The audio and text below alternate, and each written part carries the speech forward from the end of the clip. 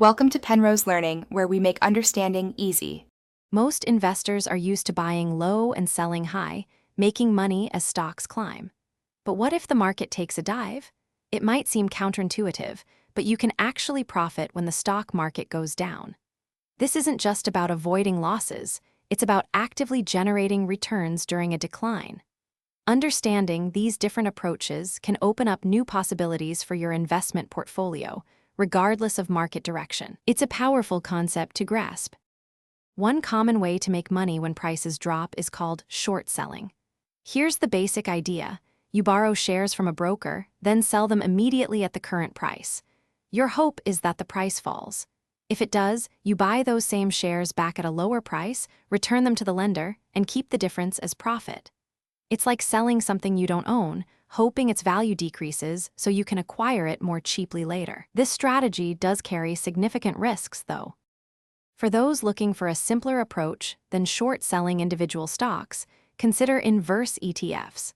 These are special funds designed to move in the opposite direction of a specific market index or sector. For example, if the S&P 500 drops by 1%, an inverse S&P 500 ETF aims to increase by roughly 1%. They are bought and sold just like regular stocks, providing an accessible way to potentially profit from market downturns. They simplify betting against the market. Another strategy involves using put options. When you buy a put option, you're purchasing the right but not the obligation to sell a stock at a specific price, called the strike price, before a certain date. If the stock's market price drops below your strike price, your put option becomes valuable, allowing you to profit. These options can also act like an insurance policy for stocks you already own, protecting against significant declines. It's a versatile tool for various market scenarios. While these strategies offer exciting opportunities, it's vital to understand they carry higher risks compared to traditional long-term investing. Short selling has theoretically unlimited loss potential, and options can expire worthless.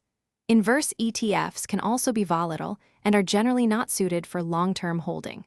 Always conduct thorough research and consider your risk tolerance carefully. Starting with a small amount or seeking advice from a qualified financial advisor can be a very wise first step. Thanks for watching. If this was helpful, leave a like and consider subscribing. See you next time.